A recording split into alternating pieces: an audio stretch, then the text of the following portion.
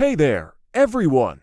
Today, we're going to talk about a serious issue that affects many people around the world: domestic violence. Did you know that domestic violence is a global epidemic, affecting millions of people each year? It's a complex issue that can be difficult to understand, but it's important to recognize the signs and seek help if you or someone you know is experiencing it. Remember, no one deserves to be abused. If you or someone you know is in an abusive relationship, there are resources available to help. Reach out to a trusted friend, family member, or a professional for support. Thank you for tuning in today, and let's continue to raise awareness about this important issue. If you enjoyed this video, please give it a thumbs up, and don't forget to follow and subscribe for more content like this. Take care, everyone.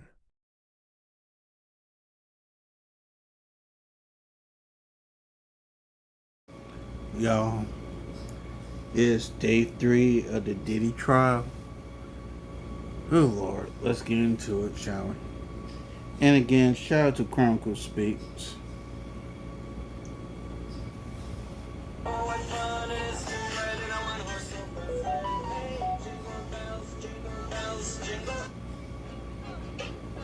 Now, I'm not one to gossip, but I will bring you the tea.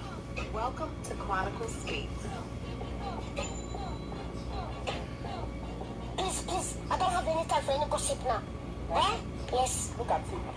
So yesterday was a huge day for the prosecution. Trial day number 2 is when very pregnant Cassie Ventura took the stand. She happens to be the star witness for the prosecution and the ex-girlfriend of the man that has us all here today, Mr. Sean P. Diddy Combs. Cassie broke down into tears while testifying in Sean's federal sex crimes trial. Now, she described how he physically abused her and forced her into degrading sexual acts during their time together. Prosecutors argue that Combs lured women into romantic relationships, forcing them to take part in days-long drug-filled sex parties, and then blackmailed them with videos that were recorded during these sex parties to pretty much make sure he kept them in line. Now, we all know that he's facing sex trafficking, racketeering, transportation to engage in prostitution charges, and he's pled not guilty so far. Yesterday, Cassie sat through 6 hours of grueling questions from the prosecution, but today she will be cross-examined by the defense. Attorney Xavier Donaldson seems to be the go-to guy for the defense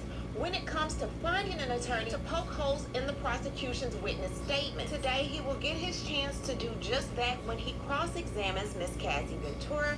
So we are going to break down this whole day and find out exactly what's going to happen.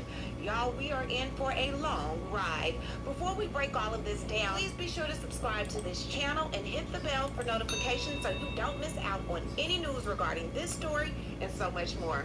Now let's get back into it. So before we get into trial day number 3, let's first do some housekeeping and talk about some of the things that are going on behind the scenes in the courthouse. So yesterday there was a letter sent from Diddy's defense team to Judge Arun Subramanian. In that letter, they discussed key issues during the trial about whether witnesses, specifically Cassie Ventura and others, should be allowed to communicate with their lawyers while they are under cross-examination. So here's a brief breakdown. Defense argument is this: they asked the judge to prevent witnesses from discussing their testimony with anyone, including their lawyers, while they are being cross-examined. This is to prevent the witnesses from getting coached or changing their approach during the break in questioning. So why does this matter? Cross-examination is when lawyers try to poke holes in the witnesses' stories, and if the witness can talk to their lawyer in between, the defense says it gives them time to regroup, which could weaken the effectiveness of the cross-examination. Now, the specific concern they have regarding Cassie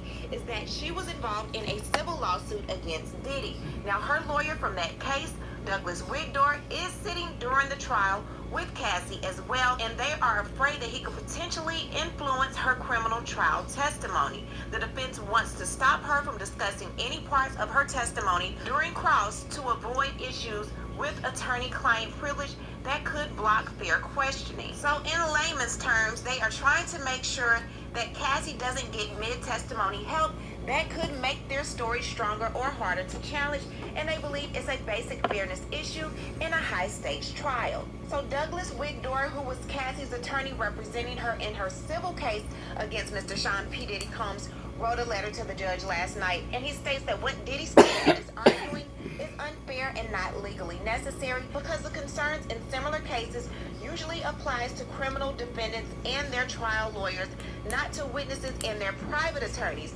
And he also says that he promises that they won't do anything unethical or try to influence her testimony. He also explains that Cassie needs to talk to her lawyers for reasons like court logistics, her health since she's very pregnant, protecting her rights, and matters related to her past civil cases. Lastly, he cites the Crimes Victims' Rights Act, saying Cassie deserves fairness, respect, and privacy as a victim. Also, there was a letter submitted last night to cancel or quash a subpoena that was issued for Clayton Howard, also known as Dave.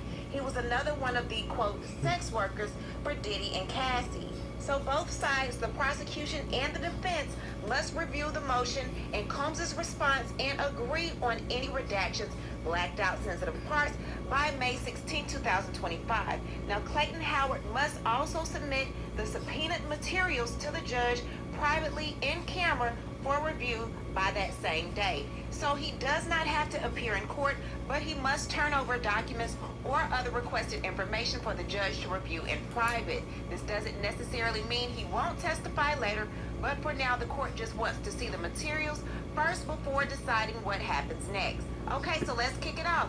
Trial day number 3. Y'all ready? All rise. The judge says we have a note from a juror about a scheduling accommodation. It's not in the docket. What about Ms. He will be removed from the courtroom before a certain issue comes up. Judge, good. Have privacy screens been installed? Prosecution, they are being installed by court tech staff. Judge, on the conferring with counsel issue, I tend to agree with Ms. Shapiro. Prosecution, what about conferring about questions about Diddy's attorney Alexander Shapiro? I'm concerned that during the breaks there could be generalized discussions about the testimony and might come up. We are going to try to avoid any privileged communications. Prosecution, during Mr. Phillips' testimony, I spoke with his lawyer. This one analytics settings error cost a company $1.5 million. I don't want it to happen. We anticipate these witnesses being on cross-examination for multiple days. We need to speak with them about security and transportation.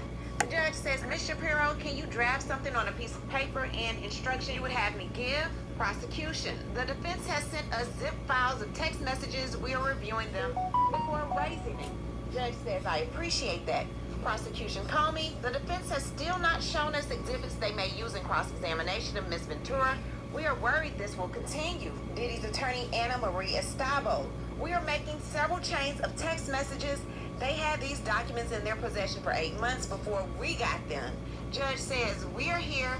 We were told there's half a day left of direct. Could you give them at lunch? Defense, our paralegal is printing them now. Prosecution, call me. They should have turned over these exhibits to us on April 27th.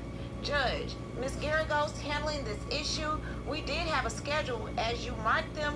Why shouldn't you be required to turn them over? Mark Ignifilo, Diddy's attorney,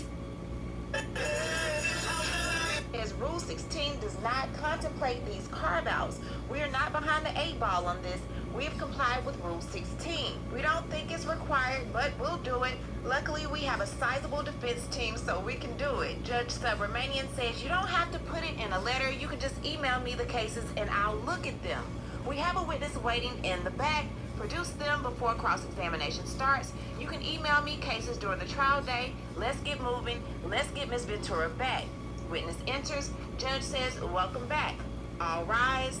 Jurors enter. Judge Subramanian reminds Cassie that she's still under oath. Proceed. Prosecution says, may I approach the witness? Judge, you may. Prosecution, Ms. Ventura, I just handed you 2 drives. What is on them? GX8. Messages and photos from my devices. Yesterday you testified about Sean going armed to look for Mr. Suge Knight. Sean took guns with him, and he told you to ask the escorts if they were cops. I would begin by saying I was not a cop. Oh, and Sean told you to do that? Yes. What happened when you fought back? I did that more earlier in the relationship. It would make him more violent, want to push me harder. Defense says objection to the speculation. Judge says overruled. How would Sean react if you fought back? Anger. Okay, Miss Ventura, I'm going to show you the LA Intercontinental hallway again. Play from 1 minute and 43 to 1 minute and 46. Who enters? Sean. What's in his hand? He doesn't appear to have anything. Okay, let's go to 1 minute and 59 seconds. Now, anything in his hand? My phone. How did he get it? Well, he took all my stuff. Where does he end up? Sitting in a chair in front of the window? What are you doing? I'm walking away from him. Now who's in this video? Me and security. In this one, play from 5 minutes and 31 seconds. Where did you go from the hotel? To my house. I took an Uber. Now let's turn to text messages. Can you read page 4?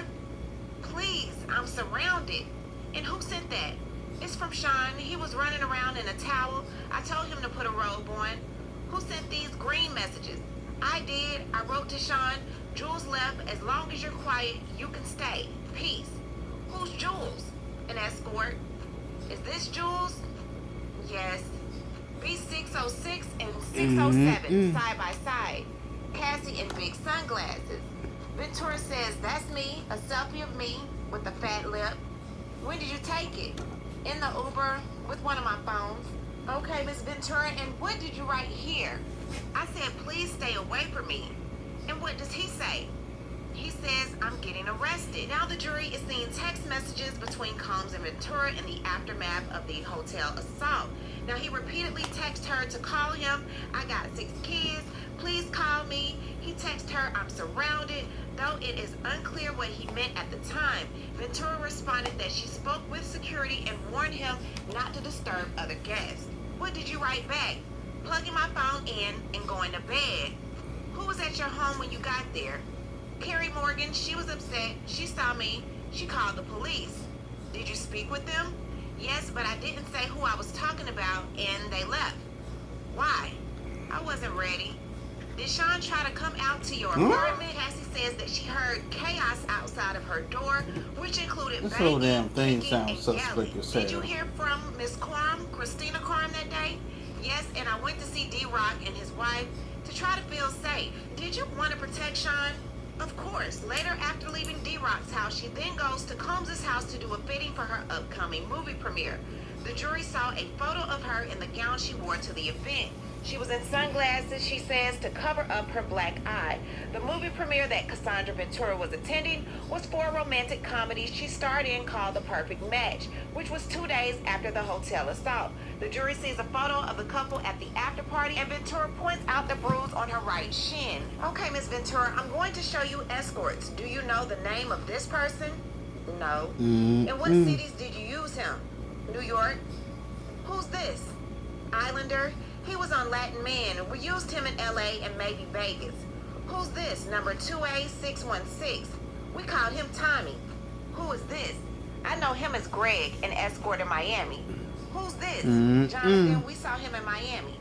Who's There's this? some Red wild baseball shit. cap backwards? I don't know. He looks familiar from the freak-offs. So they're going through all of these different escorts. They're currently on number 13. And she said that these men were hired typically on a website called Cowboys for Angels, which advertises that it provides male companions. Now, Ventura is identifying these different escorts by their name. There's an Ash, Tommy, Greg, and a man known as Islander. But there's also ones that she does not recognize by name, but only by face. Okay, Miss Ventura, going back to the text, what did you write here? This is all we do. I'm just getting back on track. I'm sure you can call Kim or something. What did you mean by this is all we do? Freak-offs. Is there anything you tried to avoid during the freak-offs? I tried to avoid kissing. It seems too intimate. But Sean told me to do it, to kiss the escort. The prosecution shows a text thread from Sean Combs to Cassie about their freak-offs. He suggested that they have a proper freak-off without the drugs ketamine involved.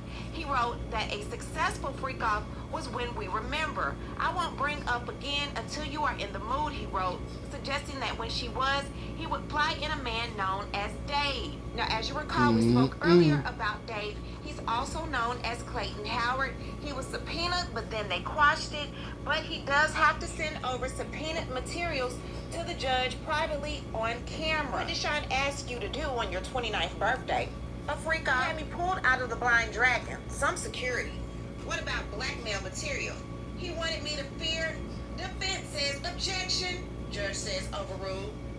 When would Sean mention the freak off videos? To hurt me. One time I was dating someone else and he threatened to release the freak off videos. He said, I'm going to release 2 embarrassing videos of you. I'd have to answer to my mother. It was horrible and disgusting.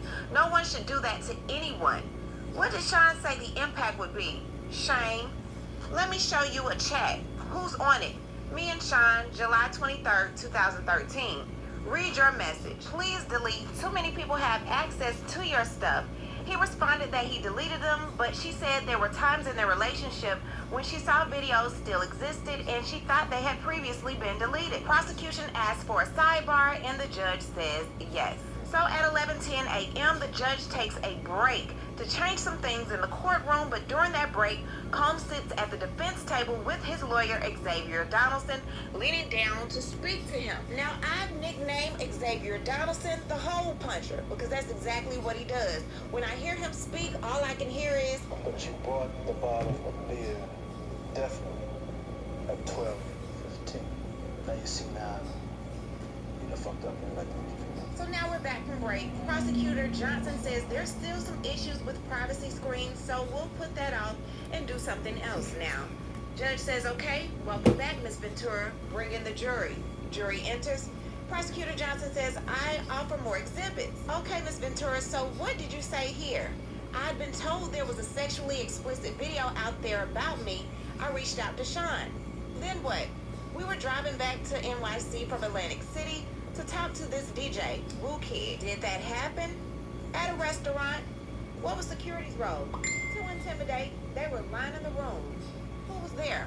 Uncle Paulie, James Cruz. So to reiterate, Cassie saw DJ Woo Kid at a party in Atlantic City, New Jersey, and he told her that he saw a sexually explicit video involving her. Diddy said, this is crazy. Do not let him out of your sight. This is via text. Okay, moving right along. So, Cassie, how would you recover from these freak-offs? I take opiates. I wanted to feel numb. We get massages, IV fluids. The chef would cook us something. Well, how often did you take the opiates after freak-offs? Often. I got urinary tract infections. Were the UTIs painful? Very. Antibacterials didn't work anymore.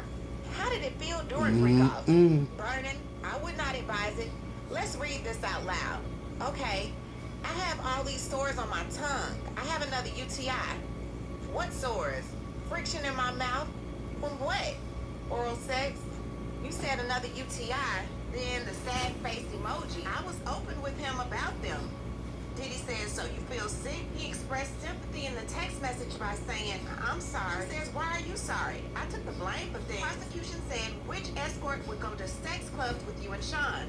Jules? The escort from the Intercontinental in LA? Yes. Did you want to have sex with Jules ever? No, but I knew him.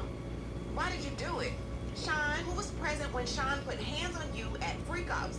Sometimes the escort was there too. In the same room? Yes. Jules? And in the suite? Yes. Were they aware? Objection. Judge says overruled. Cassie testified that there were times that Sean Combs would put hands on her during the freak-offs with male This some escorts. wild He would shit. grab me up, she says. Push This me shit down, is wild hit me on as the side hell. of my head, kick me, you name it. Sometimes the escorts were close by and were aware of the physical abuse. Cassie also testified about an instance of abuse in 2013 when she was with 2 of her friends in her apartment before traveling to a music festival. Sean Combs entered and began yelling about her sleeping on the couch rather than packing. Where were you going? To a music festival in Canada run by Drake. Sean came to my home and tried to attack me. She says that when Combs moved to attack her, her friends jumped on his back. Despite the altercation, Combs threw her down and she cut her eyebrow on the corner of her bed. What's this? A photo of my eye afterwards? Who took you to the doctor? D-Rock. Afterwards, Combs had security bring her to a plastic surgeon's office in Beverly Hills to suture the gash. She said she later texted him a photo of the injury and she wrote, so you can remember. Combs responded to her text and said, you don't know when to stop. You have pushed it too far and continue to push. Say. Cassie said the escorts would ask me if I was okay afterwards. Prosecution, in what city did he put hands on you? New York, LA, Miami. How frequently? Too frequently. What's the Abbey? A gay club in LA? I went there with my friend. Okay, Cassie, and in this photo, where were you? In the green room in Toronto, I put my hair over my eyes. Then we went to the Hamptons. Sean wanted to have a freak off in the Hamptons. We got a hotel and an escort. Which one? Dave. I took GHB. I went into the G-hole and blacked out. I woke up nude in the shower. Dave and Sean were freaking out. I bugged out. It wasn't pretty. Then what? I spoke to a friend of Sean's, and then we had a freak off. What's this? My eyebrow healed up a little bit. A week later, I had a permanent scar on my eyebrow. What's this? Me at the Cannes Festival? What happened at Cannes? Sean accused me of taking drugs from his boat. He threw me off, but my passport was still on the boat. And you were on the red carpet that same night? Yes. Did you attend the movie? Yes. How did you get back to New York? On a commercial flight, I traded my seat to get away, but he traded to get next to me. What did he show you? Freak off videos. He played them for me on one of his laptops. He said he'd release them. How did you feel? Trapped. When you landed in New York, what did you do? We went to a dinner. Then he wanted to have a freak off, so we had a freak off. Why did you do it? To make him not threaten me. Okay, let's read these from June 13, 2013. Had Sean been violent with you before that? Yes. Had you told him before you didn't want to do the freak offs? Yes. You said you needed GHB? Yes, and that 2 escorts were not available. I wrote only Paul available or Jake, the white guy, but he can't do it until 11. The other guy can do earlier. It's just one more person knowing our secret. What did you mean? The freak off. What's SLS? A hotel in Hollywood. When would you take Valium before a freak off? When I had anxiety. Sean's driver was bringing me the Valium. It was Raheem, I think. Judge tells the jurors they can go ahead for their lunch break, and the jurors leave. So they do more talking. They start talking about victim number 4, known as Mia. We will get into that tomorrow. Let's get back to Cassie. So at 1:53, lunchtime is over. All rise. Judge says, as to Exhibit 619, the objection to the defendant's proposal is overruled. Let's have Ms. Ventura back, then we'll bring in our jury. The jury enters. Prosecutor Johnson says, I have a binder for the court. The gallery will not be able to see those exhibits. Ms. Ventura, I will show you some exhibits 2A-404. Who is it? She worked for Sean. Prosecution says, okay, we're going to call her Mia. So Cassie is still identifying still images from freak-off videos of herself having sexual contact with Jules, Dave, and Greg, 3 of the escorts that have been referred to in her testimony. She says the images were taken from videos and they were saved on electronic devices that she believed were broken, but she turned over to the government as potential evidence. When you gave your devices to the government, were they working? She says no, they were broken. Prosecution says put up 602-A for Ms. Ventura and the jury only.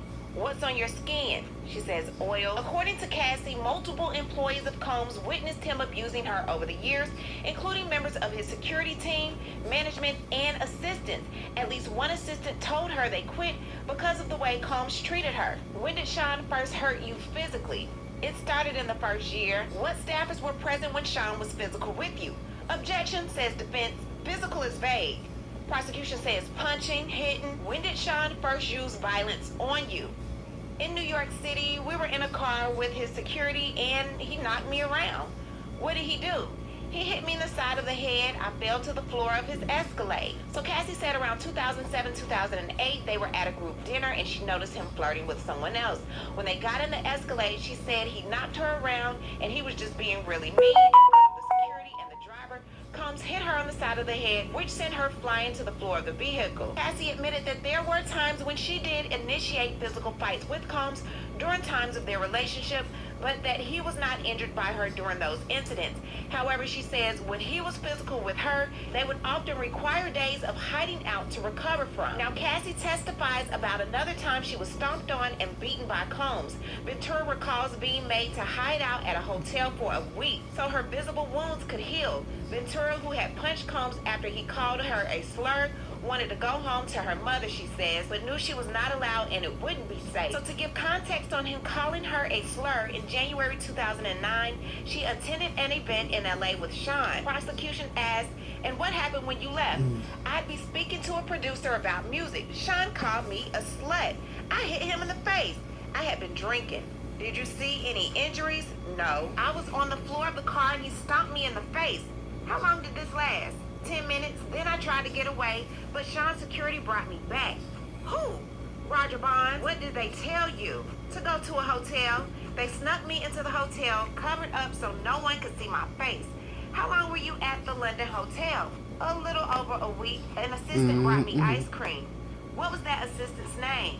Genevieve. Did you feel you could leave the London hotel? No, I understood his capabilities, his access to guns, the threats he made. Did you know this assault incident was reported? I know there was a blind item on the internet without our names. Who raised the blind item to you? My mother. Objection. Not for the truth.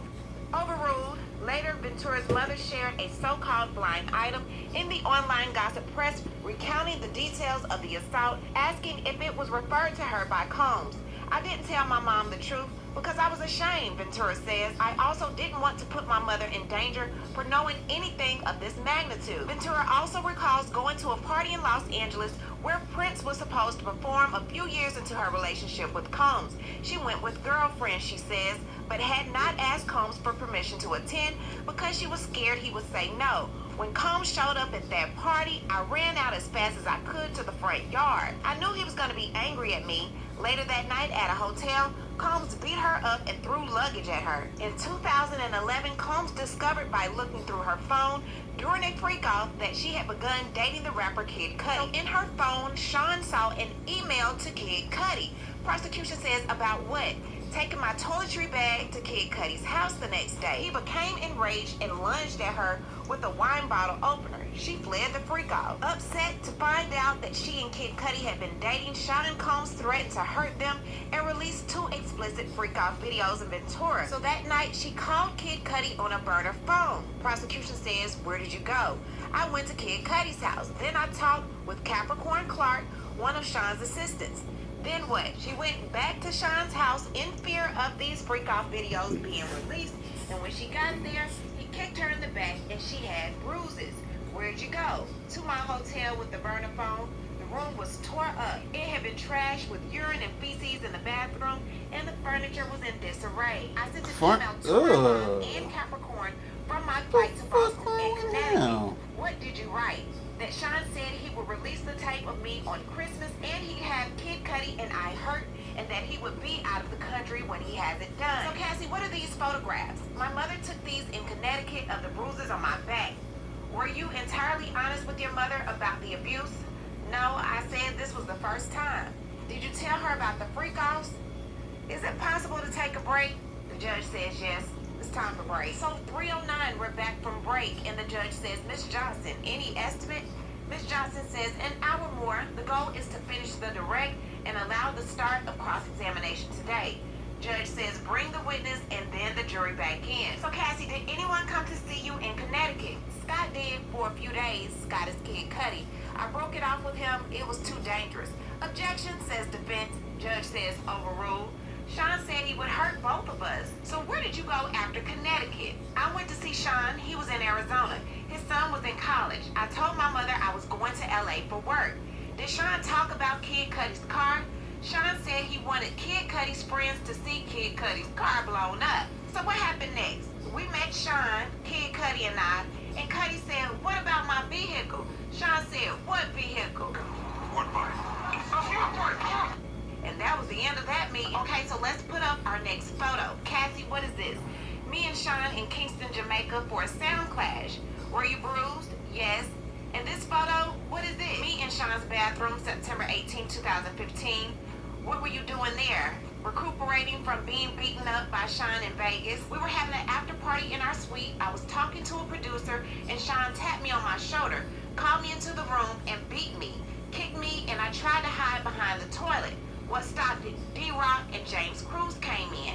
It made D-Rock sad. What are these communications? From D-Rock to me, he says, where you at? It's time to ice your face. Why? I had just been beaten up by Sean. So were these all the times he beat you? No, there were more. So who else did you see Sean get violent with? I saw him drag an assistant out the bed. I saw him punch Eli, or Ellie, in the head one time in Turks and Caicos. He dragged a person. I believe we had a freak-off in Turks and Caicos. What floor did you live on in 875 Comstock? On the 17th floor. Did a friend stay with you? Yes. Sean came and held her and threw her on the patio furniture. Out on the balcony. I saw saw Sean bring her back in from over the balcony, then throw her on the patio furniture. In Carrie Morgan, I saw Sean hit her in the head. Did you get drugs on your own? Occasional drug dealers, opiates, Xanax, Valium. Sean would put the pills in a vitamin C bottle on the sink in the New York apartment. He said you could take them. He had doctors who would write the prescriptions in the name of an assistant or in my name. Your brother's birthday party in Connecticut in 2013. What happened? My mother told me someone was taking pictures of me. I went and punched her in the head. You testified your relationship with Sean ended in 2018. How was your health? I was sleepwalking. I had PTSD. Defense says objection. Judge, overruled. What's this? A photo of my front door in 2018. Prosecution says publish it to the jury. Why is there a knife there? Sean was coming around a lot, so I had it. Prosecution says August 2018. What happened? We were having a closure conversation at a restaurant in Malibu. He was trying to convince me to go to Burning Man. Were you seeing anyone? My now husband. What happened next? Sean came to my house and he AR'd me on my living room floor. His eyes were black. It was like taking something from you. You cried. What did Sean do? He continued and finished inside me. Then he got up and left.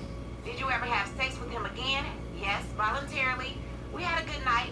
I went back to his house. Can you explain why you did that after he AR'd you? We have been together for 10 years. Who did you stay in touch with? Most people, though, I pulled away. What did you message Sean about after this? Just checking in. What did he send you? That he had iPads full of images? Get him his money. Money back from what? For having paid for my now husband to be my trainer? What did you write back? Do you want me to tell the truth? It's much deeper than iPads. There was abuse. More than freak-offs. There was times I couldn't take the pain. I tried to walk out in traffic. My husband wouldn't let me. I had trauma therapy. Did you write a book with chapters? My mom helped. What did you want with the book? I took on a lot of responsibility. For that, I never should have. He brought the concept to me when I was 22. It was expected of me. I felt terrible. How did you get chapters to Sean? Through my attorney. I reached out to KK and I asked her if he read it. She said it was not taken seriously. How much did you ask for the book? $30 million. Did you sue? November 2023. What happened with the lawsuit? It settled for $20 million in 24 hours. Why are you testifying in this trial? I can't carry this anymore. What's wrong is wrong. I treated people like they were disposable. Escorts, anybody. How many freak-offs did you have with Sean? Impossible to know. Hundreds. After you broke up with Sean, did you ever do a freak-off again? No. No further questions. Sidebar before cross. Judge says yes. Judge says, why don't we put off the cross until tomorrow?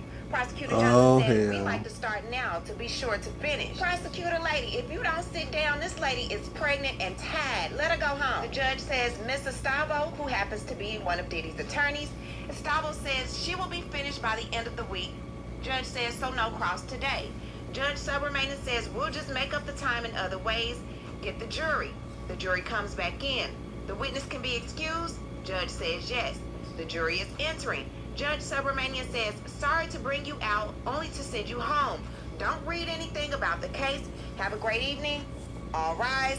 Jury exits. And the judge says, Miss Comey with the prosecution says, we believe we had agreed that other sexual acts by the witness were not admissible. But we understand other